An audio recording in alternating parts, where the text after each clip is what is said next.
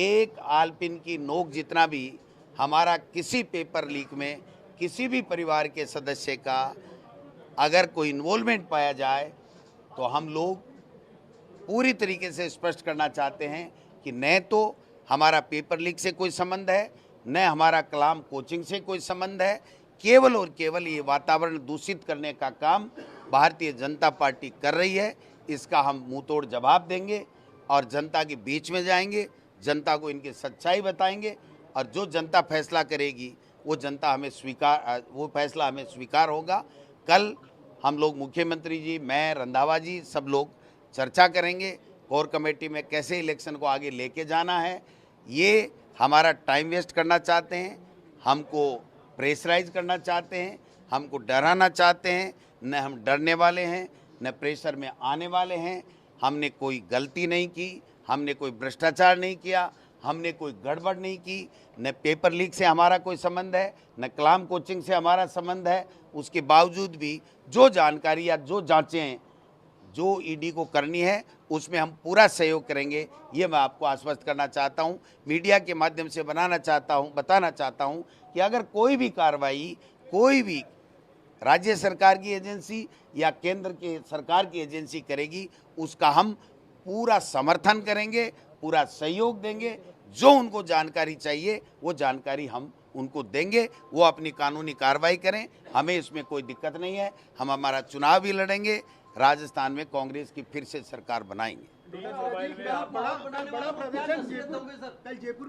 मैं उनको ये देना चाहता हूँ कि 2009 के मायने बीटा गोल होया, वो बीटो ऑटो खुले गोनी।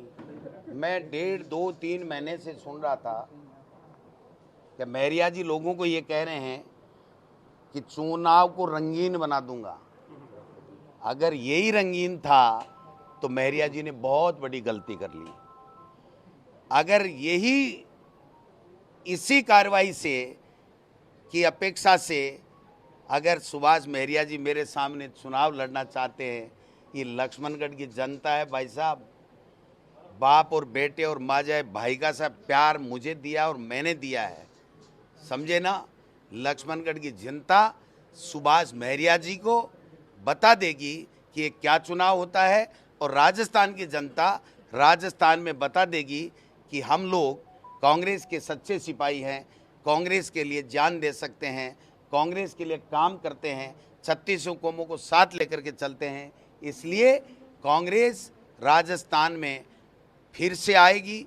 अशोक गहलोत जी के बेटे वैभव गहलोत जी के जिस तरीके से समन दिया गया है और चुनाव के नज़दीक में बहुत पुराने दिनों से हम 10-15 साल से सुन रहे थे और उन्हीं मामले को लेकर के आज चुनाव के नज़दीक समन देना ये प्रदर्शित करता है कि भारतीय जनता पार्टी हमको डराना चाहती है, हमारे नेताओं को डरा करके और यहाँ इलेक्शन जीतना चाहती है। मैं कहना चाहता हूँ ये राजस्थान की सूरवीरों की धरती है, ये हमारे शहीदों की सैनिकों की धरती है, ये किसानों की धरती है। मैं किसान का बेटा हूँ, मैं न डरने वाला हूँ न घबराने वाला हूँ। मेरे साथ में मेरे लाखों कांग्रेस के कार्यकर्ताओं का प्यार, आशीर्वाद और स्नेह है। मैं मुख्यमंत्री जी के बेटे को जिस प्रकार से ईडी ने समन दिया है उनकी घोर शब्दों में निंदा करता हूँ और केंद्र की सरकार ने जो रवैया अख्तार वहाँ पर कर्नाटक में किया, वहाँ पे मुंह की खानी पड़ी।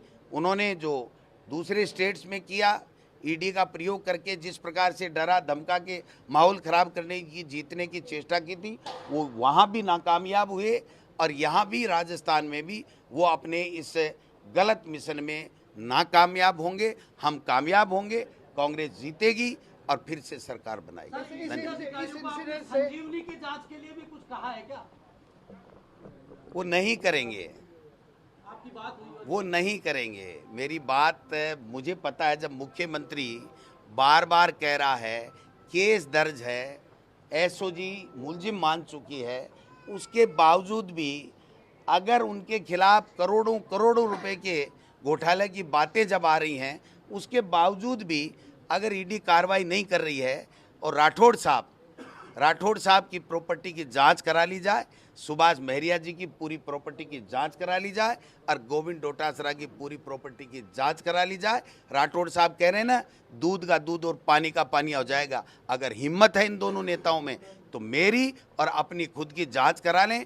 दूध का दूध पानी कैसे होता है, या दूध फटता है, या दूध क्या होता है, वो पता लग जाए। एक बात और थी कि जैसे आपके समर्थकों में काफी उत्साह था आज, और इनका ये भी कहना था कि हम तो धन्यवाद दे रहे हैं ईडी को कि आज जो माहौल है वो जीत के बजाय लीड पे हो गया। आप भी मानते हो इस बात को? देखिए, कार्यकर्ता मेरी जान है और कार्यकर्ता के कारण से ही गोविंद डोटासरा की ये हैसियत है। इसलिए कार्यकर्ता का मेरे पास शब्द नहीं है, मैं किन शब्दों में आभार प्रकट करूं।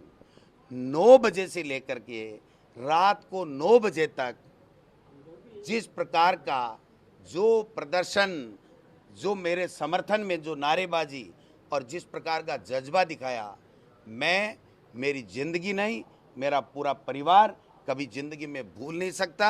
और मैं महरिया साहब को कह देना चाहता हूं, आप फार्म भरना, और फार्म भरने के बाद में गोविंद डोटासरा पूरे राजस्थान में रहेगा। लक्ष्मणगढ़ में गोविंद डोटासरा चुनाव नहीं लड़ेगा, कांग्रेस के कार्यकर्ता और लक्ष्मणगढ़ के लोग चुनाव लड़ेंगे।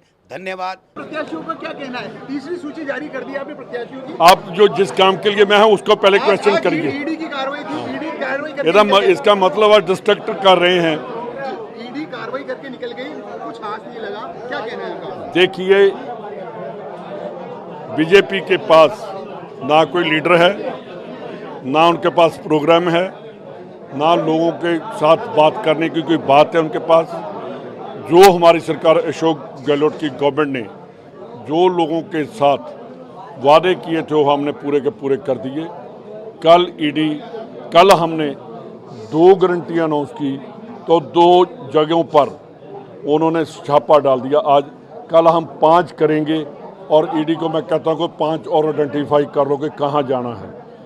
आज के जो मैंने देखा आकर लोगों का जो साथ है, मेरे ख्याल में उन्होंने अपना यहाँ से सुपड़ा साफ हो गया बीजेपी का।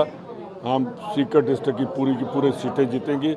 आपने जो लोगों में जोश देखा, जो उन्होंने प्यार दिखाया, 13 घंटे जहाँ लोग पब्लिक बैठी रही। मैं एक बात कहना चाहता हूँ कि गवर्नमेंट को, किसी भी गवर्नमेंट को ये हथकंडे नहीं बरतने चाहिए।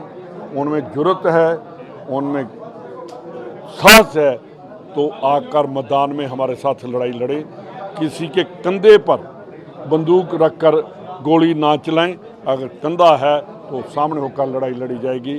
राजस्थानी हमारे जो हैं वो देशभक्त, उन्होंने बहुत देखा है राजस्थान को, तो उन लोगों ने समझ लिया है कि बीजेपी के पास कोई बात नहीं है। आप सिर्फ तो सिर्फ जो कर रहे हैं, जो हमारे पीसीसी प्रेसिडेंट हैं, प्रदेश कांग्रेस के अध्यक्ष हैं, उन्होंने अध्यक्ष के साथ आज तक मैंने नहीं देखा। आपने देखा होगा 2004 से लेकर 2014 तक डॉक्टर मनमोहन सिंह की सरकार रही। मेरा ख्याल 850 के नज़दीक करीब ईडी के रेड हुए। उसमें जो चलान पेश हुए, जहाँ पेपर फाइल किए, वो 93% हमारी रेशो थी। इन्होंने 3000 या 3500 से ऊपर रेड किए हैं।